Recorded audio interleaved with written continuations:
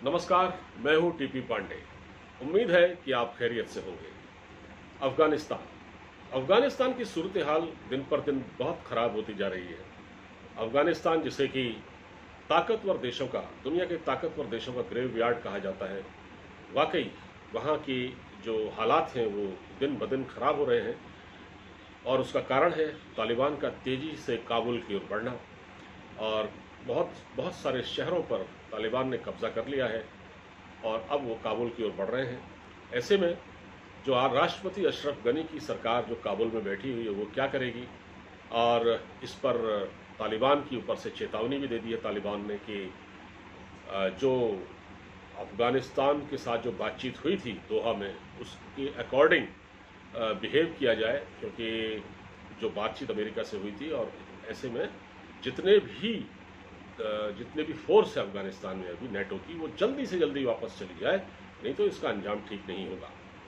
एक तरह से उन्होंने चेतावनी दे दी है। सुहेल शाहीन जो कि तालिबान के प्रवक्ता हैं, स्पोक्स पर्सन हैं, जो कि कतर में बैठते हैं, उन्होंने ये बात कही है। बहुत खतरनाक इरादे हैं तालिबान के और बहुत तेजी से वो काबुल की ओर बढ़ रहे हैं।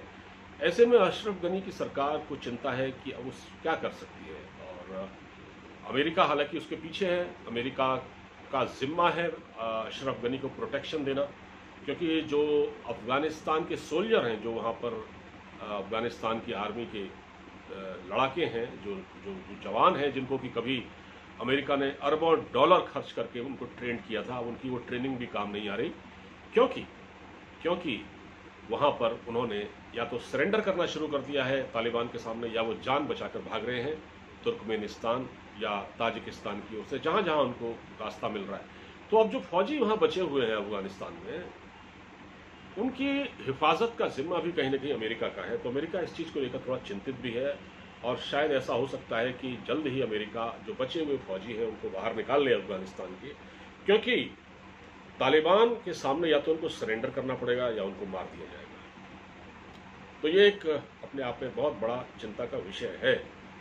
अशरफ गनी को प्रोटेक्शन मिलेगा और कब तक मिलता रहेगा, ये भी एक देखने वाली बात होगी। लेकिन इधर ये पता लगा है कि जो अफगान तालिबान हैं, जो तालिबान बढ़ रहे हैं, उन पर नज़र रखी जा रही है ड्रोन कैमरों से, और उनकी आइडेंटिटी, उनको पहचाना जा रहा है, कौन कहाँ से आ रहा है, किस जगह छिप रहा है, कहाँ रह रहा है, ताकि जब ज़रूरत पड़े अमेरिका को, तो अमेरिका उनके ऊपर हमले भी कर सके। और इसके लिए पाकिस्तान को राज़ी किया जा रहा है कि उसको वो अपने बेसेस दे दे। लेकिन अभी तक अफगानिस्तान को अभी तक पाकिस्तान ने अपने बेस उनको नहीं दिए हैं, ऐसा कहा जा रहा है। और इसको लेकर पता नहीं सच्चाई क्या है। एक बार ये एक तो अफगानिस्तान एक तो पाकिस्तान का अमेरिका से एक पुराना समझौता है कि वो पूछ नहीं सकता, उसको ऑलरेडी वहाँ बेस मिले हुए हैं, फौजी अड्डे। लेकिन इमरान खान ने कहा कि हम कतई नहीं देंगे, और ये काम आर्मी चीफ बाजवा को करना है। तो ये इसको देखा जाएगा। लेकिन अभी ये स्थिति है कि वहाँ पर बिल्कुल पूरी तरह से सिविल वॉर के हालात हैं, बढ़ रहे हैं। अफगानिस्तान सिविल वॉर की ओर, गृह युद्ध की ओर बढ़ रहा है, क्योंकि वहाँ के लोगों को, जो विद्रोही गुट है अफगानिस्तान में, उनको भी हथियारों से लैस किया जा रहा है। उसको अफगान सेना हथियार दे रही है लड़ने के लिए कि वो भी तालिबान का मुकाबला कर सकें। तो जब आमने सामने की स्थिति होगी तो स्थिति कितनी खतरनाक होगी, ये एक अपने आप में सोच कर डर लगता है। और जाहिर है कि जब तालिबान का शासन अफगानिस्तान में होगा तो वहाँ शरिया कानून लागू होगा, जैसे 20 साल पहले था। तो उस समय आपको मालूम था कि अफगानिस्तान में क्या हालात थे। उन्होंने वहाँ पर पोस्त की खेती होती थी, जो नशा होता है ना, पोस्त, अफगानिस्तान में वो पोस्त की खेती उन्होंने ख़त्म करा दी थी, उसको नष्ट करवा दिया था। उन्होंने वहाँ पर दुकानें, जो ब्यूटी पार्लर और ये सब चीज़ें, लग्जरी की जितने भी वो साधन थे वहाँ पर, वो सब उन्होंने बंद करा दिए थे। एक तरह से वहाँ शरिया लागू कर दिया था। तो वही स्थिति वहाँ पर एक बार फिर से, और क्योंकि अफगानिस्तान का जो आम नागरिक है, जो अमन चैन चाहता है, और जो अभी तक फिलहाल कुछ हद तक खुली हवा में सांस ले रहा था, क्योंकि वहाँ पर अमेरिका और नेटो की फौज वहाँ पर तैनात थी, इसलिए काफ़ी हद तक प्रोटेक्शन मिला हुआ था उन लोगों को। हालांकि फिर भी जब तब अफगानिस्तान में जो तालिबान की जो मौजूदगी थी वो दर्ज होती रही है। वो बम धमाके करके, कहीं हमला करके, कुछ करके वो अपनी मौजूदगी दर्ज कराते रहे। अशांत रहा है अफगानिस्तान, लेकिन फिर भी अब जब अमेरिका की वहाँ फौज चली जाएगी, नेटो की फौज वहाँ से वापस चली जाएगी, फिर तो उनका खुला खेल है। तो इससे दो तरह की चीज़ें हो रही हैं। एक तो पहली बात तो पाकिस्तान चाहता था कि वहाँ तालिबान का शासन हो अफगानिस्तान में, क्योंकि वो उसको सूट इसलिए करता है क्योंकि भारत का इन्वेस्टमेंट है अफगानिस्तान में। भारत ने $3 बिलियन का इन्वेस्टमेंट किया, वहाँ ब्रिज बनवाए, सड़कें बनवाई, अस्पताल बनवाए, इवन अफगानिस्तान की जो संसद है वो भारत ने बनवाई। तो भारत का वहाँ एम्बेसी में स्टाफ भी है, काउंसलेट है भारत के, तो उनकी सुरक्षा का भी मामला है। तो पाकिस्तान अफगानिस्तान में अपना प्रभाव जमाना चाहता है, क्योंकि वो जानता है कि तालिबान तो हमारा बगल बच्चा है। क्योंकि जब सोवियत फौज सोवियत के खिलाफ तालिबान को खड़ा किया गया था अमेरिका द्वारा, और उनको ट्रेनिंग भी दी गई थी, और पाकिस्तान को अरबों डॉलर दिए गए थे इसके लिए। पाकिस्तान ने अरबों डॉलर कमाए थे, और पाकिस्तान कहता है कि हमारे आज तक वॉर ऑन टेरर में 70,000 सैनिक शहीद हुए हैं। तो वो ये भी सोचे कि उस समय उसको डॉलर भी मिले थे अमेरिका से लड़ने के लिए।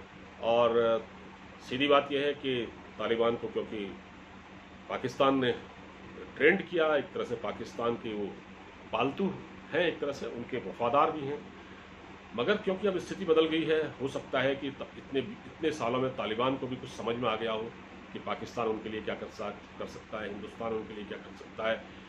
और हिंदुस्तान उनके लिए, क्योंकि हिंदुस्तान ने भी उनके बढ़ते प्रभाव को देखते हुए बातचीत का हाथ बढ़ाया है। हालांकि जो आपको मालूम होगा कि कंधार में जो अपहरण हुआ था भारतीय इंडियन एयरलाइंस के जहाज का, जिसमें मसूद अजहर जैसे खूंखार आतंकी को रिहा करा गया था, और कुछ और आतंकी भी थे।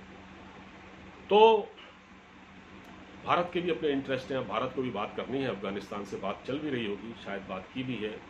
और इधर यहाँ पर क्योंकि पाकिस्तान ये चाहता है कि वो तालिबान की अगर सत्ता वहाँ पर हुकूमत आई तो वो उनका इस्तेमाल वो कश्मीर में भी कर सकता है। तो भारत इस चीज़ से थोड़ा चिंतित है, और पाकिस्तान को अपनी भी चिंता है, क्योंकि जब वहाँ प्रेशर बनेगा, वहाँ जुल्म बढ़ेगा अफगानिस्तान में, जब वहाँ शरिया लागू होगा और जब तालिबान लोगों का खून खराबा करेंगे, तो कुछ लोग भागेंगे पाकिस्तान के बॉर्डर की ओर, और वहाँ पर पाकिस्तान को उन्हें झेल पाना मुश्किल हो जाएगा। पाकिस्तान ने कटीली बाढ़ जरूर लगा दी है बॉर्डर पर, लेकिन क्या वो रुकेंगे? अगर वो अंदर आएंगे तो उनको रहने के लिए जगह देनी पड़ेगी, उनको सुविधाएं उपलब्ध करानी पड़ेंगी। तो पाकिस्तान अपना बोझ नहीं सहन कर पा रहा है, वो उनका कैसे करेगा?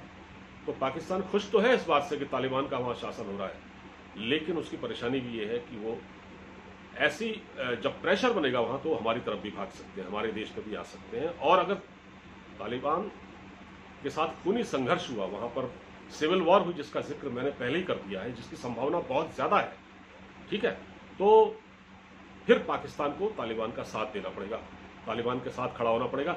और ये पाकिस्तान के लिए बहुत ही एक बड़ी खराब स्थिति होगी, क्योंकि वो ऑलरेडी ग्रे लिस्ट में फंसा हुआ है। अमेरिका की नज़र उस पर होगी। अगर वो तालिबान के पक्ष में खड़ा होता है, गृह युद्ध की सूरत में अगर पाकिस्तान को वो प्रोटेक्शन देता है, तो अमेरिका की उस पर टेढ़ी नज़र हो जाएगी, और वो ऑलरेडी ग्रे लिस्ट में फंसा हुआ है। कुल मिला के ये सिचुएशन जिसका मैंने आपको सारा बताया, ये बहुत ही गंभीर रूप लेते जा रही है। और अभी 2-2.5 महीने लगेंगे, तालिबान का पूरी तरह से अफगानिस्तान में कब्जा हो जाएगा। अमेरिका वहाँ से निकल रहा है, नेटो की फौज वहाँ से निकल रही है। अमेरिका ने जो ब्लेंडर किया है, इस पूरी 20 सालों में जो ब्लेंडर किया अमेरिका ने, उसका खामियाजा वहाँ के मासूम अफगान नागरिक भुगतेंगे। फिलहाल इस वीडियो में इतना ही। आपको वीडियो अच्छा लगा हो तो इसको शेयर कीजिएगा। अब मुझे इजाज़त दीजिए, अपना पूरा ख्याल रखिए। नमस्कार।